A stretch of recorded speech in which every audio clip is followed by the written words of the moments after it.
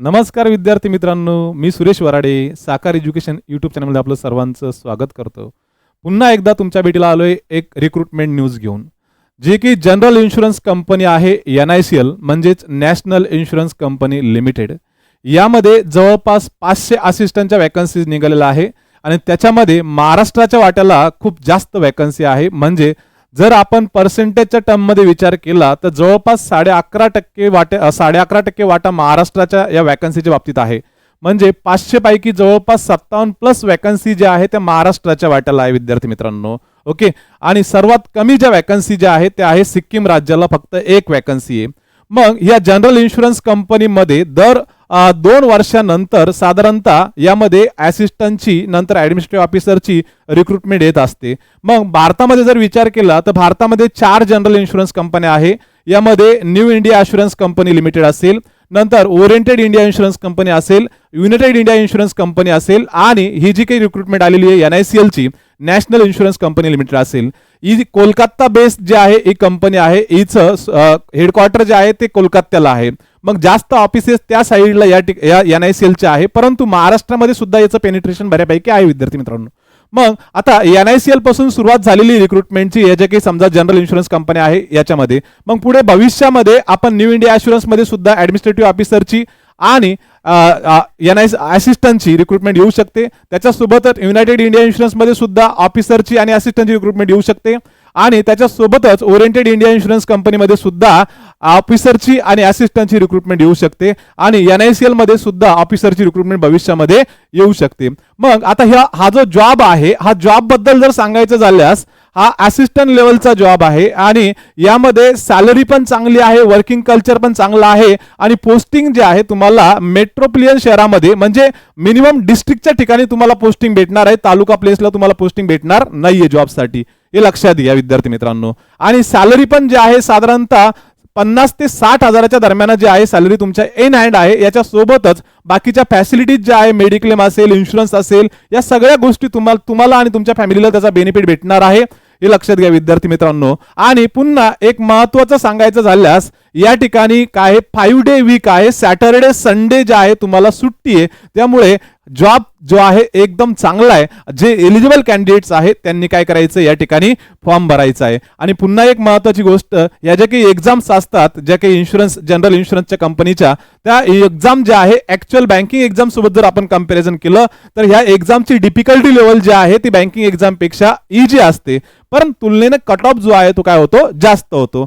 मग आता या ठिकाणी या झाल्या जनरल इन्शुरन्सच्या बाबतीत मी सांगितलं तुम्हाला। याच्यासोबतच या जी काही समजा लाईफ इन्शुरन्स कंपनी आहे LIC, याच्यामध्ये सुद्धा नोटिफिकेशन येत असतं असिस्टंटचं आणि ॲडमिनिस्ट्रेटिव्ह ऑफिसरचं, भविष्यामध्ये येण्याचे चान्सेस आहे। मग आजच्या लेक्चरमध्ये आपण काय बघणार आहोत की ही जी रिक्रुटमेंट आलेली NICL ची असिस्टंटची, यामध्ये एलिजिबिलिटी क्रायटेरिया काय आहे, नंतर एज क्रायटेरिया काय आहे, नंतर एक्झामचा पॅटर्न कसा आहे, मागच्या 2024 मध्ये जी झालेली एक्झाम आहे त्या एक्झामचा प्रीचा कट ऑफ किती होता, मेनचा कट ऑफ किती होता, नंतर त्या ठिकाणी सब्जेक्ट वाईज कट ऑफ कसा होता, या सगळ्या गोष्टी आपण या ठिकाणी 1 बाय 1 आज या ठिकाणी क्लिअर करणार आहोत।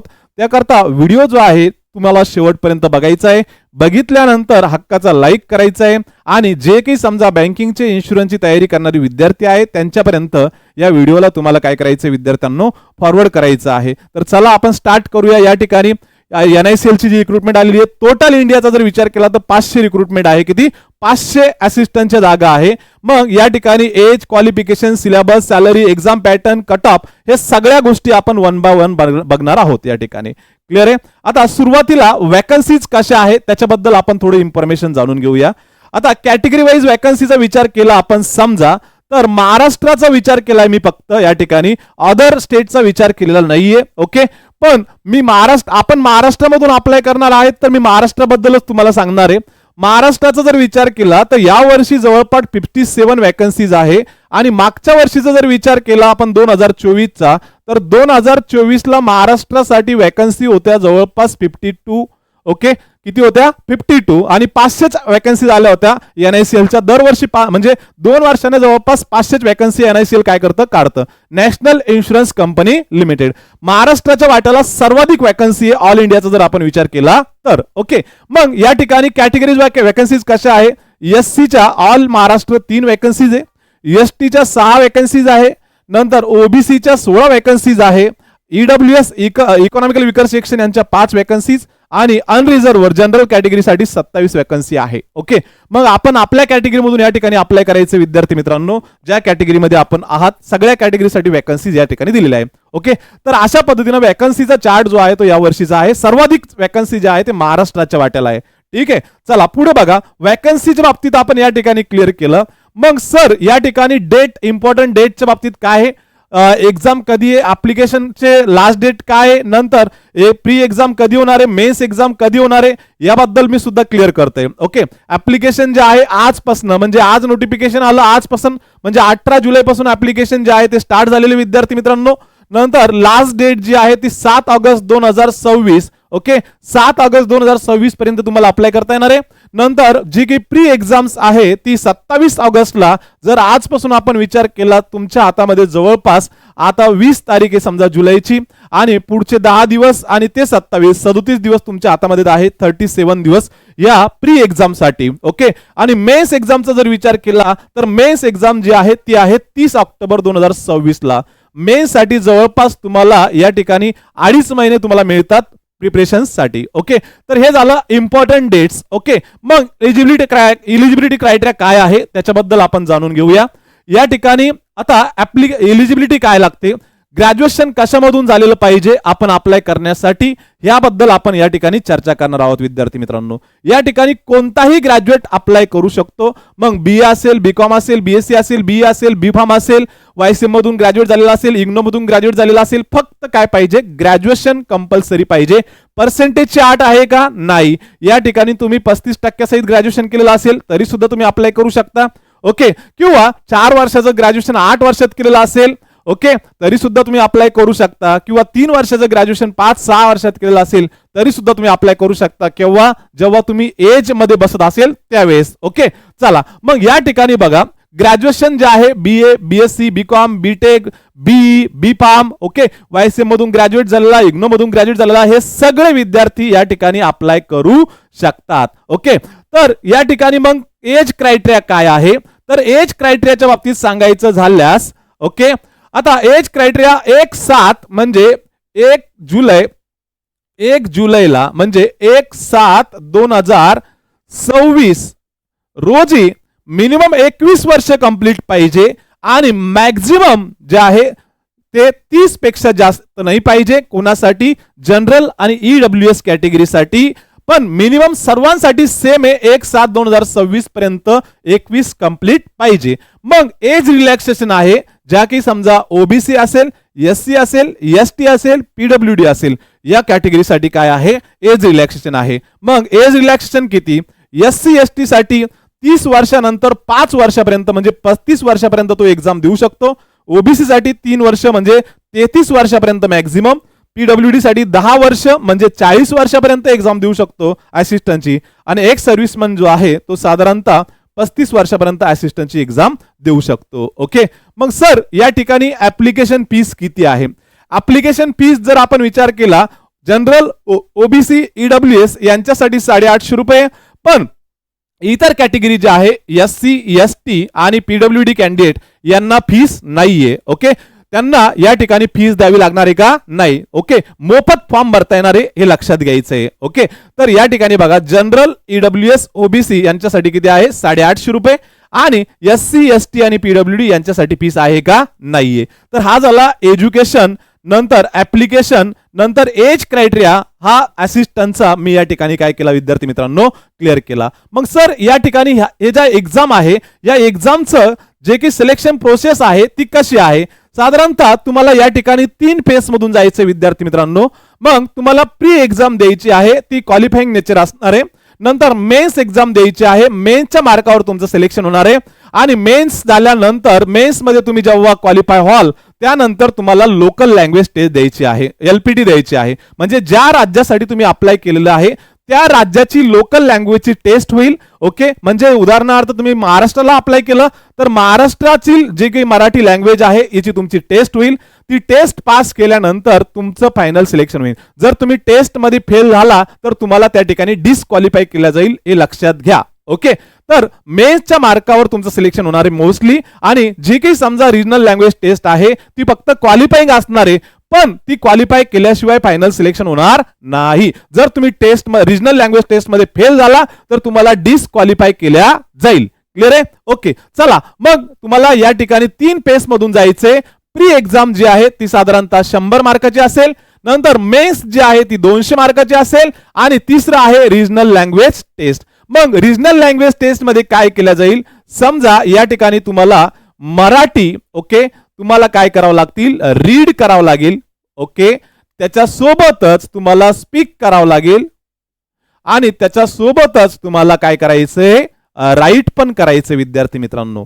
म्हणजे वाचायचं आहे, बोलायचं आहे आणि लिहायचं आहे, याला म्हणतात रिजनल लँग्वेज टेस्ट. ओके, तर या 3 फेज मधून तुम्हाला जायचं आहे. मग सर जॉबला लागल्यानंतर आम्हाला काय वर्क करावं लागेल, जॉबला लागल्यानंतर ऍज अ असिस्टंट म्हणून NICL मध्ये तुमचं वर्किंग प्रोफाईल कसं असेल याच्याबद्दल मी तुम्हाला इथे क्लिअर करतो विद्यार्थी मित्रांनो. तुम्हाला इन्शुरन्स विकायचा आहे का? नाही, हा जो जॉब आहे तो डेस्क लेवल जॉब आहे, तुम्हाला ऑफिस मध्ये काम करायचं आहे विद्यार्थी मित्रांनो. ओके, नाहीतर काही विद्यार्थी म्हणतील सर आम्हाला एजंट सारखं इन्शुरन्स पॉलिसी काढायचंय का? नाही, या ठिकाणी तुम्हाला काय करायचं आहे, फक्त तुमच्या ऑफिस मध्ये जे लोक येतील ते कस्टमर हँडल करायचे आहे. मग या ठिकाणी काय करायचंय, हँडल इन्शुरन्स पॉलिसीज. ओके, जे काही समजा मोटर इन्शुरन्स, नंतर कार इन्शुरन्स, नंतर होम इन्शुरन्स जे असतात, हे सगळे इन्शुरन्स कुठे काढले जातात, जनरल इन्शुरन्स मध्ये काढले जातात. प्रॉपर्टी इन्शुरन्स असेल, ओके, हे जे काही जेवढे काही इन्शुरन्स, माणसाचा इन्शुरन्स सोडून जो काही इन्शुरन्स काढला जातो हा जनरल इन्शुरन्स मध्ये काढला जातो,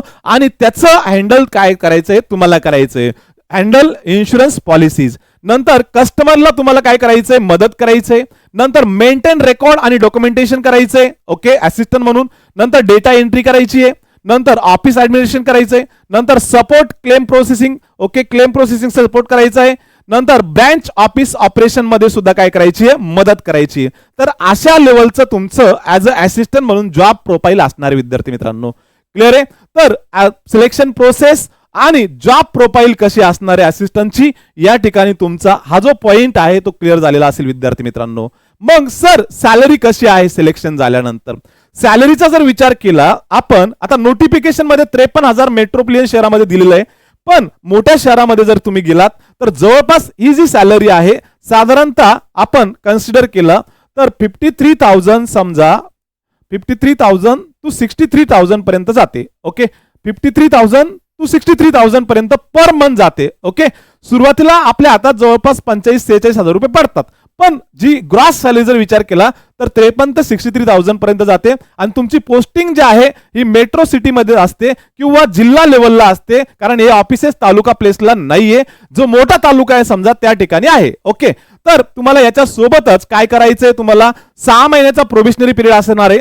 जॉबला लागल्यानंतर तुम्ही परमनंट होता का? नाही, पहिले 6 महिने तुमचा प्रोबेशनरी पिरियड असतो, तो प्रोबेशनरी पिरियड तुम्हाला कंप्लीट करावा लागतो, नंतरच तुमचं कन्फर्मेशन येतं. मग याच्या सोबतच तुम्हाला अलाउन्सेस काय भेटणार आहे, या ठिकाणी डिअरनेस अलाउन्स भेटणार आहे, नंतर हाऊस रेट अलाउन्स भेटणार आहे, ट्रान्सपोर्ट अलाउन्स भेटणार आहे, स्पेशल अलाउन्स भेटणार आहे, नंतर मेडिकल बेनिफिट्स भेटणार आहे जॉबला लागल्यानंतर, नंतर न्यू पेन्शन स्कीम भेटणार आहे, ग्रॅच्युटी भेटणार आहे, LTS ग्रुप मेडिक्लेम भेटणार आहे, नंतर other admissible allowance as per the company rules. Okay, तर अशा पद्धतीने वेबसाईट कोणती आहे तर NICL.co.in या वेबसाईटला जायचंय आणि अप्लाय करायचे विद्यार्थी मित्रांनो. ओके, तर अशा पद्धतीनं या ठिकाणी सॅलरी जी आहे आणि सॅलरीच्या व्यतिरिक्त तुम्हाला कोणकोणते अलाउन्सेस भेटणार आहे, नंतर प्रोबेशनरी पिरियड काय आहे, या सगळ्या गोष्टी ज्या आहेत ते मी या ठिकाणी काय केलं विद्यार्थी मित्रांनो क्लिअर केल्या. ओके, मग सर प्रीचा पॅटर्न कसा आहे, प्री एक्झामचा पॅटर्न जो आहे तुमच्या समोर विद्यार्थी मित्रांनो.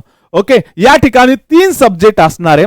3 सब्जेक्ट मध्ये तुम्हाला सब्जेक्ट वाईज जे आहे त्यामध्ये क्वेश्चन्स किती आहे, मार्क किती आहे आणि टाइम किती दिलेला आहे आणि एक्झामचं मीडियम कोणतं आहे या ठिकाणी आपण चर्चा करूया. ओके, आता इंग्लिश लँग्वेज जे आहे या ठिकाणी टाइप ऑफ टेस्ट जे आहे ते ऑब्जेक्टिव्ह म्हणजे एक्झाम ऑब्जेक्टिव्ह असणार आहे, क्वेश्चन 30 असणार आहे आणि मार्क्स 30 असणार आहे, टाइम दिलेला 20 मिनिटं आणि इंग्लिश लँग्वेजची टेस्ट इंग्लिश मध्येच होणार आहे. नंतर रिजनिंग अबिलिटी बुद्धिमत्ता चाचणी ही सुद्धा ऑब्जेक्टिव्हचे, सगळी टेस्ट ऑब्जेक्टिव्ह आहे, त्याच्यामुळे डबल सांगत नाही. Number of question 35, mark 35, time 20 minutes आणि हिंदी आणि इंग्लिश मध्ये हा पेपर तुम्हाला उपलब्ध असणार आहे. नंतर क्वांटिटी ॲप्टिट्यूड, ओके, याला न्यूमेरिकल ॲप्टिट्यूड मानलं जातं. तर या ठिकाणी ऑब्जेक्टिव्ह टेस्ट, ओके, नंतर 35 क्वेश्चन, 35 मार्क, टाइम 20 आणि हिंदी आणि इंग्लिश मध्ये total number of question 100, marks 100, okay, आणि टाइम जो आहे तो 60 मिनिट. पेपर पूर्णपणे ऑब्जेक्टिव्ह आहे. 2 लँग्वेज मध्ये तुम्हाला पेपर उपलब्ध असणार आहे, या ठिकाणी हिंदी आणि इंग्लिश. मग सर प्री झाल्यानंतर मेन्स साठी किती विद्यार्थ्यांना एका जागेसाठी क्वालिफाय केल्या जातं? म्हणजे मेन्स साठी जवळपास आपण विचार केला तर जेवढ्या की वॅकन्सीज आहे समजा त्याच्या 15 पट जे आहे ते विद्यार्थी मेन्स साठी क्वालिफाय ठरतात. ओके, म्हणजे आता 500 वॅकन्सीज आहे समजा, मेन्स साठी किती विद्यार्थी क्वालिफाय ठरतील? तर आपण 500 × 15 केलं समजा, तर 500 × 15, तर 15 पाचे किती होतात विद्यार्थी मित्रांनो? 75 आणि हे 2 0, ओके, म्हणजे 7,500 लोक जे आहे NICL असिस्टंटची मेन्स एक्झाम देतील. किती? 7,500. क्लिअर आहे? तर एकाच 15 विद्यार्थ्यांना मेन्स साठी काय केलं जातं? इथे क्वालिफाय केल्या जातं. मग तुम्हाला प्रत्येक सब्जेक्ट वाईज तुम्हाला कट ऑफ क्लिअर करावा लागतो, तसेच ओव्हरऑल सुद्धा या ठिकाणी कट ऑफ क्लिअर करावा लागतो, हे लक्षात घ्या विद्यार्थी मित्रांनो. मग सर मागच्या वर्षीचा प्रीचा कट ऑफ कसा होता, सब्जेक्ट वाईज कट ऑफ कसा होता महाराष्ट्राचा आणि ओव्हरऑल कट ऑफ कसा आहे त्याच्याबद्दल आपण जाणून घेऊया. चला पुढे बघा विद्यार्थी मित्रांनो. मग या ठिकाणी महाराष्ट्राचा प्रीचा कट ऑफ किती होता आणि या ठिकाणी सब्जेक्ट वाईज कट ऑफ कसा होता बघा विद्यार्थी मित्रांनो. महाराष्ट्राचा जर विचार केला तर या ठिकाणी महाराष्ट्रामध्ये 100 पैकी प्री एक्झाम साधारणतः 30 नोव्हेंबर 2024 ला ही एक्झाम झाली होती. कधी? NICL असिस्टंटची 30 नोव्हेंबर 2024 ला. तिचा कट ऑफ जो आहे तो या ठिकाणी मी तुमच्या समोर ठेवलेला आहे. तर या ठिकाणी SC आउट ऑफ 100 पैकी 83 मार्क ज्याला मिळाले तो मेन्स साठी क्वालिफाय ठरला. ST 82, नंतर OBC 83, EWS 83 आणि जनरल कॅटेगरी 83, म्हणजे 100 पैकी 83 ज्याला मार्क मिळाले ते विद्यार्थी या ठिकाणी मेन्स क्वालिफाय ठरले होते 2024 मध्ये. आता यावर्षी कट ऑफ किती असेल, काय असेल, पेपरच्या डिफिकल्टी लेवलवर डिपेंड असणार आहे. ओके, पण या ठिकाणी पेपरची डिफिकल्टी लेवल इझी असते, त्यामुळे कट ऑफ जो आहे तो काय हाय जातो, हे लक्षात घ्या. जे PWD कॅन्डिडेट्स आहे त्यांचे पण कट ऑफ हाय होते. ओके, नंतर मग sir subject wise cut off कसा आहे? सब्जेक्ट वाईज कट ऑफ बघा, या ठिकाणी सब्जेक्ट वाईज कट ऑफचा जर विचार केला आपण तर या ठिकाणी SC ST OBC PWD या ठिकाणी इंग्लिश लँग्वेज जे आहे हिचा 11 आहे. ओके, नंतर या ठिकाणी रिजनिंग जे आहे 35 पैकी 7.25 आणि इंग्लिश क्वांट जे आहे 7.50. ओके, नंतर EWS आणि अनरिझर्वचा विचार केला समजा तर इंग्लिशला 14.25, रिजनिंगला 12.25 आणि क्वांटला 11.50, म्हणजे सब्जेक्ट वाईज कट ऑफ सुद्धा या ठिकाणी क्लिअर करायचा होता. पण मग तुम्ही सांगाल की हे subject wise cut off clear केले पण मग ओव्हरऑल कट ऑफ क्लिअर नाही झाला, तो मेन्सला क्वालिफाय झाला का? नाही. ओके, त्याला सब्जेक्ट वाईज कट ऑफ तर क्लिअर करायचेच होते, पण त्याला मेन्स मध्ये सुद्धा एवढे मार्क घ्यायचे होते आपल्या कॅटेगरीनुसार, तरच तो या ठिकाणी काय होणार होता, मेन्स साठी क्वालिफाय ठरणार होता. क्लिअर आहे? चला पुढे. मग आता सर मेनचा पॅटर्न कसा आहे? मेनचा पॅटर्न तुमच्या समोर ठेवला विद्यार्थी मित्रांनो. तर मेनचा पॅटर्न जो आहे या ठिकाणी पुन्हाचे 3 सब्जेक्ट जे आहे ते तर आहेच, पण त्याच्या सोबतच दुसरा सब्जेक्ट जो आहे तो कम्प्युटर ऍड होतो. आता कम्प्युटरचं वेटेज जे आहे, ज्या इन्शुरन्सच्या एक्झाम असतात त्याला 40 मार्काला असतं, पुन्हा RBIची जी एक्झाम असते तिला 40 मार्काला वेटेज असतं आणि त्याच्यासोबतच RRB PO आणि असिस्टंट या ठिकाणी सुद्धा जवळपास या ठिकाणी 20 मार्काला याचं कम्प्युटरचं वेटेज असतं. या ठिकाणी जर विचार केला तर 20% वेटेज जवळपास कम्प्युटरचं आहे, म्हणजे 40 मार्कासाठी कम्प्युटर विचारलेलं आहे. ओके, मग या ठिकाणी बघा विद्यार्थी मित्रांनो. ओके, रिजनिंगचा जर विचार केला आपण तर रिजनिंगचा 40 क्वेश्चन 40 मार्कासाठी टाइम 30 मिनिट दिलेला आहे. पेपर हिंदी आणि इंग्लिश मध्ये उपलब्ध आहे. नंतर इंग्लिश लँग्वेजचा जर विचार केला 40 क्वेश्चन 40 मार्कासाठी टाइम 30 मिनिट्स.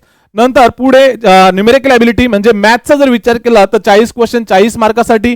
नंतर जनरल अवेअरनेसचा जर विचार केला तर 40 क्वेश्चन 40 मार्कासाठी 15 मिनिटं दिलेले.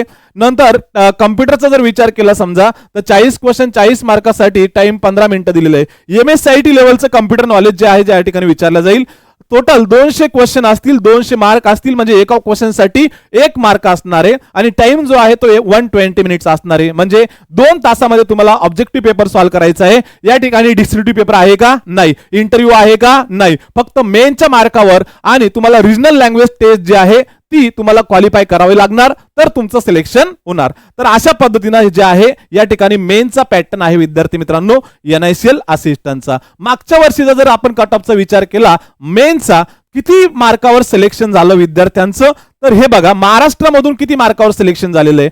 तर महाराष्ट्रामधून जो SC कॅटेगरीचा विद्यार्थी 115 मार्क ज्याला मिळाले तो सिलेक्ट झाला, STचा 100 मार्क ज्याला मिळाले तो सिलेक्ट झाला, OBCचा 115 मार्क ज्याला मिळाले 200 पैकी तो सिलेक्ट झाला, EWSचा 115 मार्क आणि जनरल कॅटेगरीचा 115 मार्क ज्याला मिळाले तो फायनल सिलेक्ट झाला, ज्याने रिजनल लँग्वेज टेस्ट पास केली त्याची. ओके, मग कॅटेगरी वाईज जर विचार केला आपण तर या ठिकाणी ओव्हरऑल जो आहे टोटल 200 मार्काचा पेपर आहे.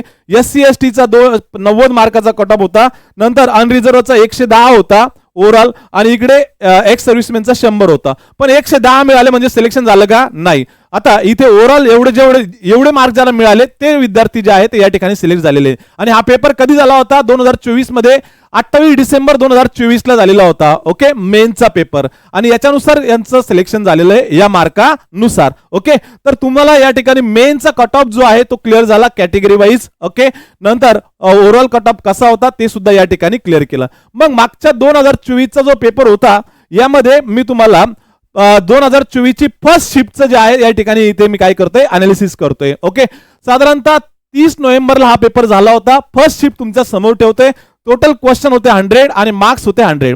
मग रिजनिंगचा जर विचार केला आपण समजा तर रिजनिंगचा विचार केला तर पझल साठी काय आहे साधारणतः पझलचं वेटेज जे आहे ते किती होतं? फ्लोर बेस पझल विचारलं होतं, नंतर सिक्वेन्स बेस पझल विचारलं होतं. 5 आणि 5 10 मार्क झाले. नंतर पुन्हा मंथ आणि डेट पझल सुद्धा विचारलं होतं. ओके, म्हणजे 15 मार्क पझल साठी झाले होते. ओके, नंतर अल्फान्यूमेरिक सिरीज कोडिंग डिकोडिंग 5 मार्काला विचारलं होतं. नंतर ऑर्डर रँकिंग जे आहे 3 मार्काला, इनइक्वालिटी 3 मार्काला विचारलं, डायरेक्शन सेन्स 3 मार्काला विचारलं होतं, ब्लड रिलेशन 3 मार्काला, नंबर बेस फॉरवर्ड आणि बॅकवर्ड पेयर्स 1 मार्काला, मिनिंगफुल वर्ड जो आहे 1 मार्काला आणि मिसलिनियस क्वेश्चन 1 मार्काला. अशा पद्धतीचा पेपर होता 30 नोव्हेंबर फर्स्ट शिफ्टचा 2024चा. 35 क्वेश्चन 35 मार्कासाठी. मग या वर्षीचा पेपर सुद्धा अशाच पद्धतीचा असू शकतो, फक्त यामध्ये क्वेश्चन मध्ये बदल होऊ शकतो. सिटिंग अरेंजमेंटचे क्वेश्चन टाकले जाऊ शकतात, नंतर जो सिक्वेन्स आहे तो सिक्वेन्स या ठिकाणी चेंज होऊ शकतो. मग मॅथ्स मध्ये काय होतं बघा, या ठिकाणी बार ग्राफवर DI विचारला होता साधारणतः 6 मार्कासाठी. नंतर सिम्प्लिफिकेशन जे आहे ते 11 मार्कासाठी विचारलं होतं. नंतर मिसिंग नंबर सिरीज 6 मार्कासाठी होतं आणि अरिथमॅटिक प्रॉब्लेम जे आहे ते 12 मार्कासाठी विचारलं होतं 2024 30 नोव्हेंबरच्या पेपरमध्ये फर्स्ट शिफ्ट मध्ये. यावर्षीचा पेपर सुद्धा असाच असेल, फक्त खालीवर क्वेश्चन झालेले असतील. ओके, परंतु पेपर जो आहे ऑलमोस्ट असाच असेल प्री लेवलचा, याच्यामध्ये काही चेंज होणार नाही. तुम्हाला जर चांगल्या पद्धतीने प्रिपरेशन करायचं असेल तर मागच्या वर्षीचा PYQ जो आहे 2024चा तुम्ही व्यवस्थित ऑब्झर्व करा आणि त्यानुसार तुम्ही डिसाईड करा. ओके, की आपल्याला कोणकोणते टॉपिक व्यवस्थितरित्या करायचे आहे NICL असिस्टंटची एक्झाम क्रॅक करण्यासाठी. ओके, चला पुढे. मग इंग्लिश लँग्वेज जे आहे साधारणतः या ठिकाणी पॅसेज रीडिंग कॉम्प्रेशन 10 मार्काला विचारलं, नंतर जंबल सेंटेन्स 5 मार्काला, नंतर सिंगल पिरर 4 मार्काला, एरर स्पॉटिंग 4 मार्काला, मिसस्पेल्ड 4 मार्काला आणि फ्रेजल रिप्लेसमेंट 3 मार्काला. टोटल 30 क्वेश्चन 30 मार्कासाठी होते इंग्लिशचे. तर अशा पद्धतीचा पेपर होता 30 नोव्हेंबर 2024च्या फर्स्ट शिफ्टचा. मग या वर्षीचा पेपर कसा असेल? ऑलमोस्ट याच टाईपचा पेपर असेल, फक्त काय आहे की या ठिकाणी पझल विचारलं होतं, इथं सिटिंग अरेंजमेंट येईल, नंतर कोडिंग डिकोडिंग अल्फान्यूमेरिक विचारलं, चायनीज विचारलं जाईल, नंतर वेगवेगळे म्हणजे जेवढे काही प्री लेवलचे टॉपिक आहे ते सगळे यामध्ये विचारले जाईल, मॅथ्स मध्ये सुद्धा आणि इंग्लिश मध्ये सुद्धा. ओके, पण पेपर अशा पद्धतीचा असेल. क्लिअर आहे? तर पेपर जो आहे तो या ठिकाणी मी क्लिअर केलेला विद्यार्थी मित्रांनो, की अनालिसिस जे आहे ते मागच्या वर्षीचं मी या ठिकाणी तुमच्या समोर मांडलेलं आहे, परंतु या वर्षीचा पेपर सुद्धा याच पद्धतीने विचारला जाईल असं आपण गृहीत धरूया. Okay, total question 100, marks 100. Okay, चला पुढे. मग सर या ठिकाणी आम्हाला अप्लाय करायचंय, नाशिक सेंटर आहे का प्रीचं मेनचं? बघा या ठिकाणी महाराष्ट्रामध्ये जवळपास ऑलमोस्ट ज्या मेन सिटी आहे त्या सगळ्या ठिकाणी सेंटर आहे. या ठिकाणी महाराष्ट्राचा मध्ये विचार केला तर 14 सेंटर आहे महाराष्ट्रामध्ये. आता हे सगळे सेंटर मी बोलू मला इथे बघा नाशिकचा जर विचार केला तर नाशिक सेंटर आहे या ठिकाणी. ओके, मग अमरावती, चंद्रपूर, छत्रपती संभाजीनगर, जळगाव, कोल्हापूर, लातूर, मुंबई, नवी मुंबई, ठाणे, MMR, नंतर नागपूर, नांदेड, पुणे, सांगली, सातारा, सोलापूर एवढे सेंटर आहे महाराष्ट्रामध्ये. ओके, आपल्याला ज्या बाकी सेंटरशी काही घेणं नाही, आपल्याला फक्त नाशिक पाहिजे तर नाशिक आहे विद्यार्थी मित्रांनो. ओके, तर एक्झाम सेंटर अवेलेबल आहे नाशिकचं, प्रत्येकाने फॉर्म भरायचं आहे. ओके, चला पुढे.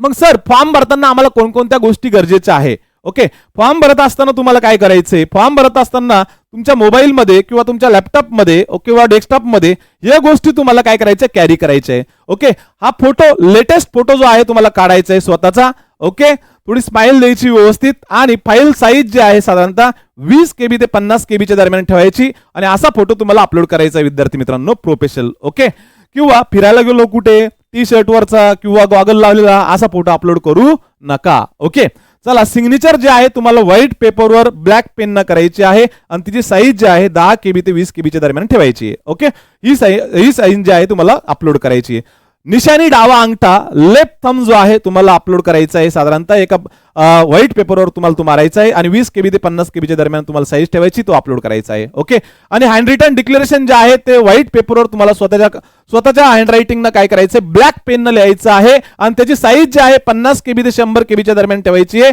आणि हे हँड रिटन डिक्लेअर जे आहे तुम्हाला काय करायचंय? फॉर्म भरताना अपलोड करायचं आहे.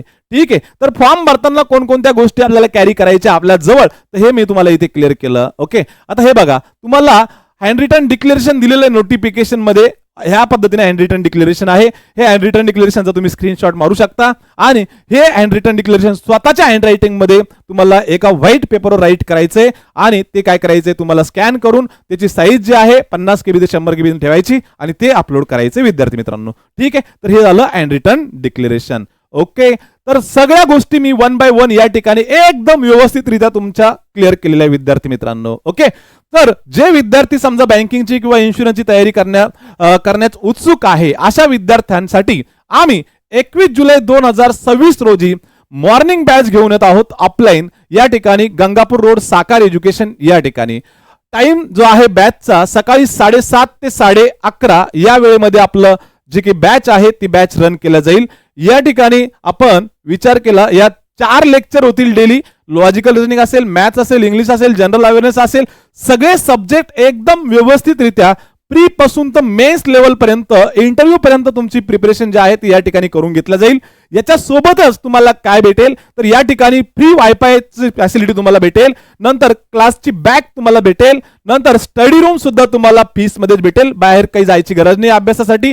याच्या सोबतच अपडेटेड प्रिंटेड बुक्स जे आहे तुम्हाला भेटेल, नंतर एक्सपर्ट आणि काय म्हणतात एक्सपिरियन्स फॅकल्टी यासाठी टीचिंगसाठी उपलब्ध आहे, नंतर सेपरेट कम्प्युटर लॅब आहे, नंतर एका वर्षासाठी ऑनलाईन टेस्ट, नंतर लॉग इन ID पासवर्ड तुम्हाला दिले जाईल आणि फॅकल्टी पूर्णपणे या ठिकाणी उपलब्ध असतात पर्सनल काउन्सिलिंगसाठी. ओके, तर जे विद्यार्थी या ठिकाणी इंटरेस्टेड आहेत त्या विद्यार्थ्यांनी डेमो लेक्चर करायचंय आणि पुढचा निर्णय तुम्हाला घ्यायचा आहे, कंटिन्यू करायचं की नाही करायचं. ओके, तर जे विद्यार्थ्यांनी लेक्चर बघितलं असेल त्या विद्यार्थ्यांनी लाईक ठोकायचंय, कमेंट ठोकायची विद्यार्थी मित्रांनो. थँक्यू, पुन्हा भेटूया पुढच्या व्हिडिओमध्ये. धन्यवाद.